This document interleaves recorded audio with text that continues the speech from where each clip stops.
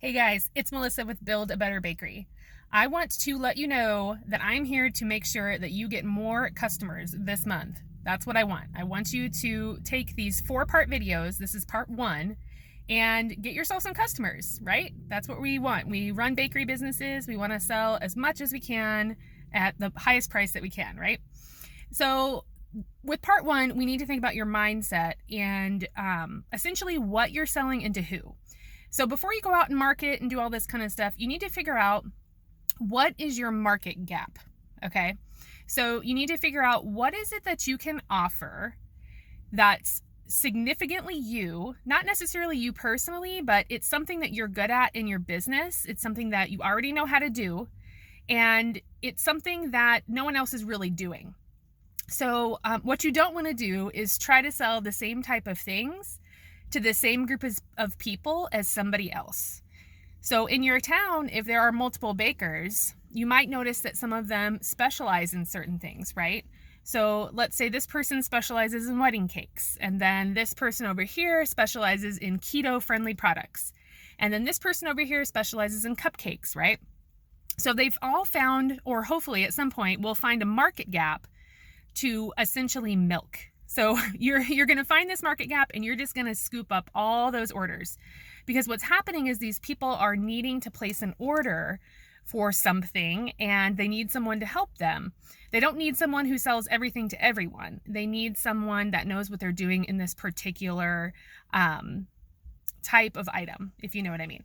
So what you need to do then is think of what is it that you can do. It's probably something that you're already selling and making.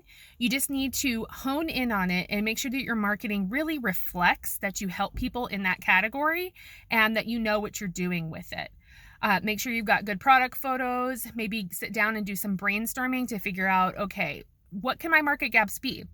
Something that you could look at is if you follow your local Facebook pages, you can go through and search like cake, cookies, bakery, that kind of stuff, like all your community pages. See what people are asking for. See what people are looking for. I mean, you could be seeing posts from people asking for certain products, and either no one's mentioning anybody, or, you're pretty sure that they're not going to get that type of product from the people that are being recommended on the post. Or you're thinking to yourself, man, I am really good at that thing. I could have helped that person, right? Like that's something I could do. An example of a market gap that I filled myself is that when I lived in a smaller community, there were other bakers there, but they didn't specialize in high-end tiered cakes. They were doing like a lot of birthday cakes, single level cakes, cupcakes, things like that. They weren't doing things with high design, lots of detail. So I have an I have an art making background. I went to school for art. And so I thought to myself, you know what? This is a market gap. I'm seeing people here who need wedding cakes, who need larger cakes for, with logos piped on them, things like that are kind of delicate. And I thought, I can fill that. I can do that. So I stopped taking the smaller cakes to make room for these bigger cakes.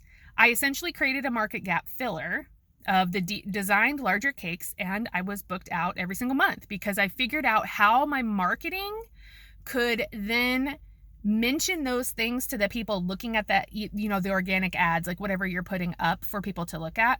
Because my marketing was on point, because I was speaking to the people inside the market gap, I had lots of people contacting me because they couldn't get that anywhere else. And they noticed, oh, okay, Melissa is the person who does that, or that's Melissa's specialty, or that's what she's known for, right? That's the kind of conversations you want people to be having in their head, because if you are their market gap filler for anything, it could be artisan bread, it could be designer cupcakes, it could be dipped fruit, it could be wedding cakes, dessert tables, specialty products like organic, keto, paleo. I mean, there's lots of little ways to think about this.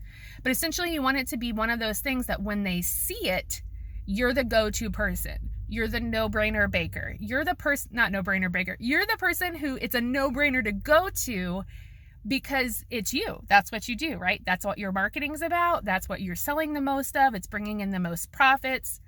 And when you start seeing this, you can actually raise your prices a little bit, because now you're a hot commodity. Now you're being booked out constantly for your market gap item. You can still sell other stuff on the side, of course, but you want to try to keep it as honed in as possible so that people know who you are and what you do. And it makes sense when they start seeing your ads, like, oh yeah, that's her, right? So keep that in mind. This is video 1.